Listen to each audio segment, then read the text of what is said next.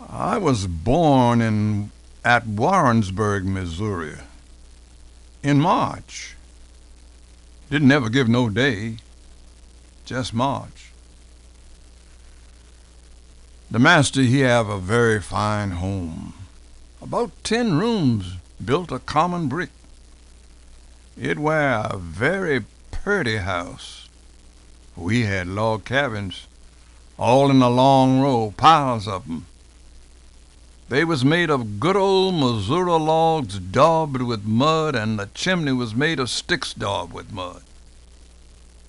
Our beds was poles nailed to sticks standing on the floor, with cross sticks to hold the straw ticks.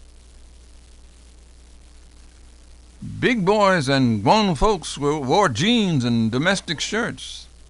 Us little kids wore just a gown.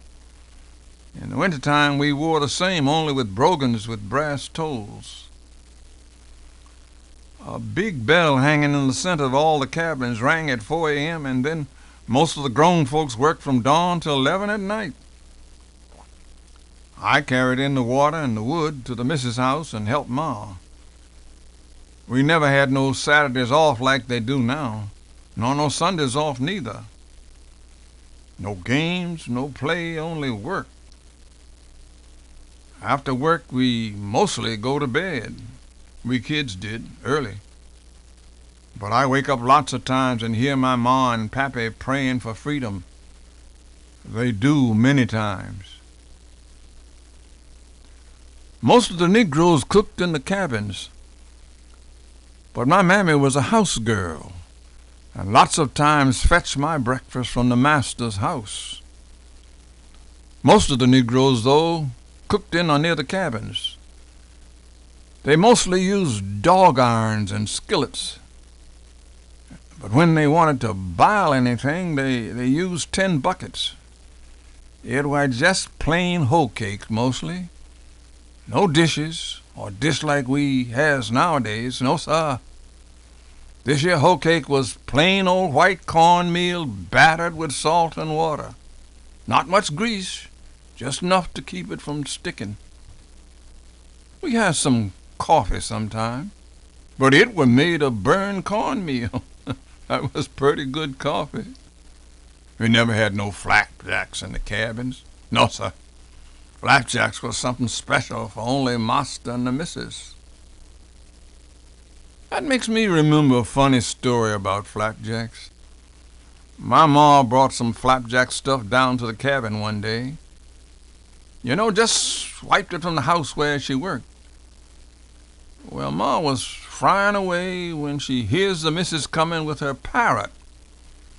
So Ma hides them flapjacks right quick under the pad on the chair. Soon the missus come in our cabin and was talking to my mammy when that crazy old parrot, he began to get fussy like something was wrong. He was a smart parrot. Pretty soon the missus go over to sit in the chair Ma had with the big pad on it, and before the missus could sit down, that crazy parrot began to yell, "Look out, man! It's hot!" And sure enough, the missus, she get a peek at a flapjack sticking through under the pad where Ma hid them. And Ma almost got a good licking for that. We never had no jails. Your back was your jail. When you done something serious, Master Warren called in the whoopers, and they made your back bleed and then rub salt into the skin. After that, they chained you to a tree and let you suffer.